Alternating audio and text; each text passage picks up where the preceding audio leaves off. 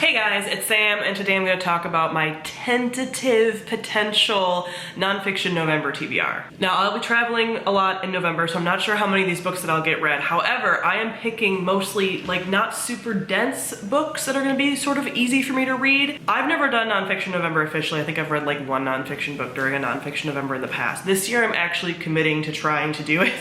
Committing to trying. You can already see how I'm like, just because I have a lot of fiction books I want to read, and that's why I've never prioritized Nonfiction November. However, I have been meaning to read more books that I should be reading for work, and I'm using Nonfiction November as like an excuse to read it and get through like a bunch of them, because nonfiction books that I tend to want to read for work are like psychology-based books, books about my different niches within therapy. I'm a therapist, if you guys don't know that. And books I can recommend, like some of these are self-help books, but books that I can recommend to clients on like further reading on a topic that I have then already vetted as like, this is like decent. So these are some of the books that I am planning to get to. And again, if I get on a roll, hopefully I can get through some of these pretty quickly, because they tend to be like 300 pages max, so way easier to get through than most like fantasy books that I read. First is The Invisible Kingdom by Megan O'Rourke. This is a book about chronic illness. So one of my niches within therapy is people with chronic illness. I run a number of long COVID support groups, so this is a very poignant topic, and a number of my group members have read this book, or I've had people like say that they've read it, so I just wanted to read it to then further be able to recommend it to people. It's apparently an author that went and interviewed a bunch of different people, doctors, epidemiologists,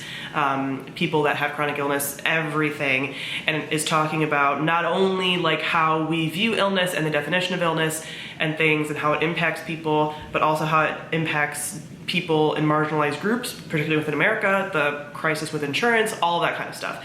So this is a book that I'm meaning to read about chronic illness, and is one of the very popular ones these days. Another one is How to Do the Work by Dr. Nicole LePera. This is one that leans a little bit more self-helpy. This is by a psychologist, but it is essentially how to do the work, how to do therapy work, how to self-heal, essentially.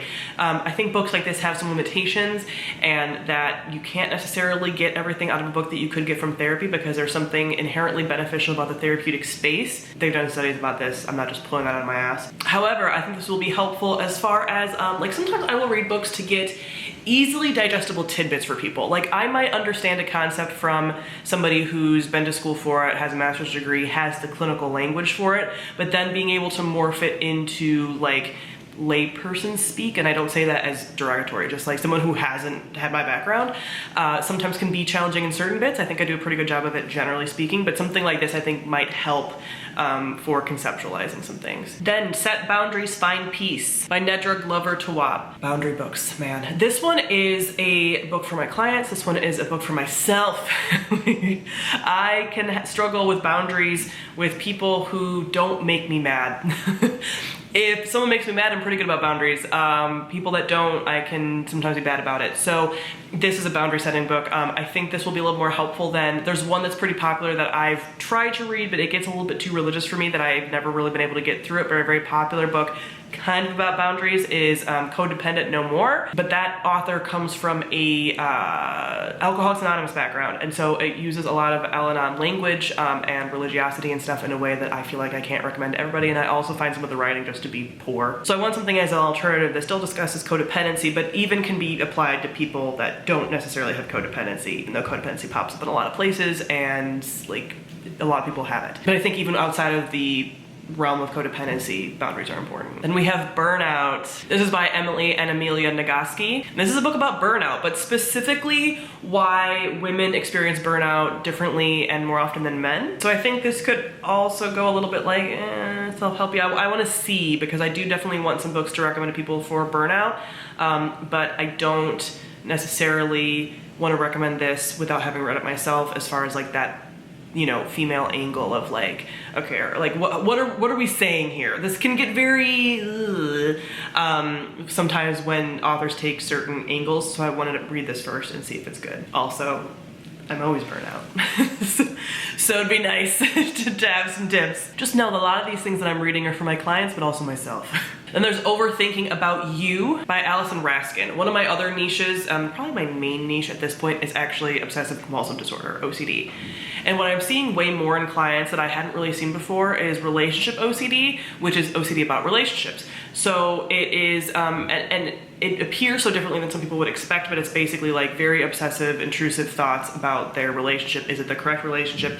Is this person the right person for me? Is my partner cheating on me? But to like such a huge degree that I've kind of struggled with, because I have come from more of a contamination OCD, which is like kind of the bread and butter that people tend to see the most of, but also religiosity and scrupulosity OCD. So I just need a little bit of like some examples of how to work with this one a little bit.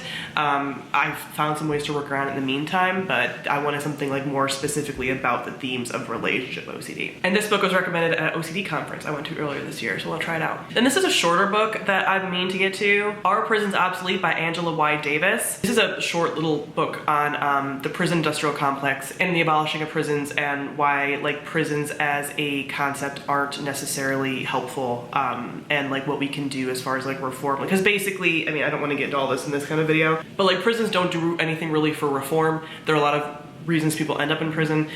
We don't do enough sort of like rehabilitation within prison, and the ways that we would deal with people that truly probably can't be like rehabbed as far as like our like major criminals, you know, like rapists and murderers and things like that. Like what would we do in the absence of prisons? So talking about some of those things. Then Polysecure by Jessica Fern. This is basically the polyamorous attached book. A lot of people know about Attached. I read that earlier this year, but that's a book about attachment theory within adult relationships. That's where we get all the verbiage, or that's a book that introduced a lot of the verbiage of like infant attachment to like mothers and stuff into our adult relationships of like secure attachment, anxious avoidant, anxious, that kind of thing.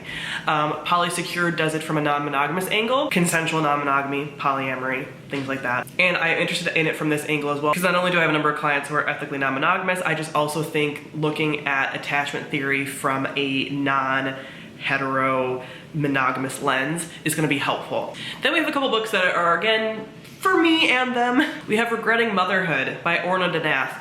I am a child-free by choice person. I do not see myself ever having kids. For me, there's like a 2% chance where I've basically said that like I will likely, it would take an amazing individual in which I would feel safe enough to do so. I will likely never have children with a man. I wouldn't be opposed to raising children with a woman or with a friend.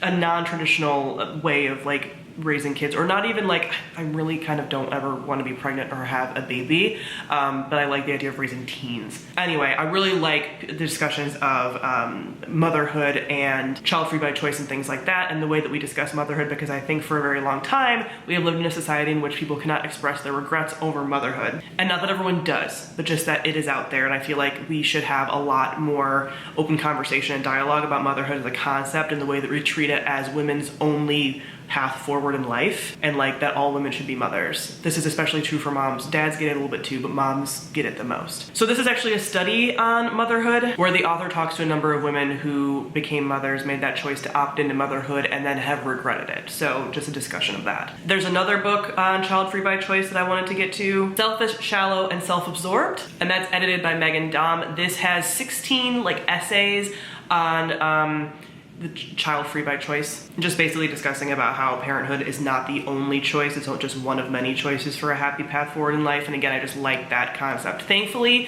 I have not had to face a lot of people questioning my choice to be child-free. My family has not pressured me to have children or anything like that.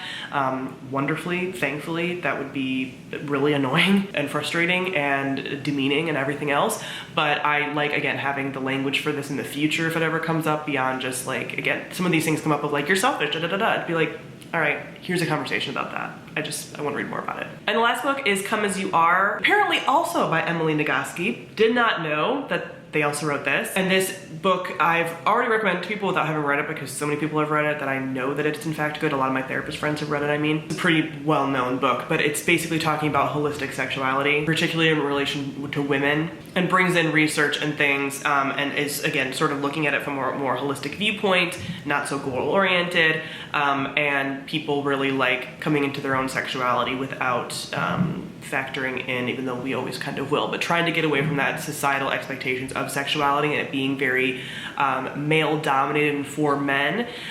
So again, another book that I want to have read because a lot of people talk about it. And I also, with a lot of my individuals and couples, work on holistic sexuality type stuff. So this is again gonna be good just to have back pocket kind of thing. I also have a few books that I do want to finish that are witchcraft related books, but I will talk about those on my other channel if I do get to them. But I am currently reading a few that I'm in the middle of, and I want to get those read before the end of the year. So I have a few witch books as well, but that will be mostly the end of November after I get back, because I'm not going to be traveling with those. These I'm all getting from my library on Kindle. It's all really about the availability of my library for those. So yeah, those are the books I plan on participating in Nonfiction November with. Comment below, let me know if there's any books that you are reading for Nonfiction November. Thank you all for watching, and I'll see all of you guys soon. Bye.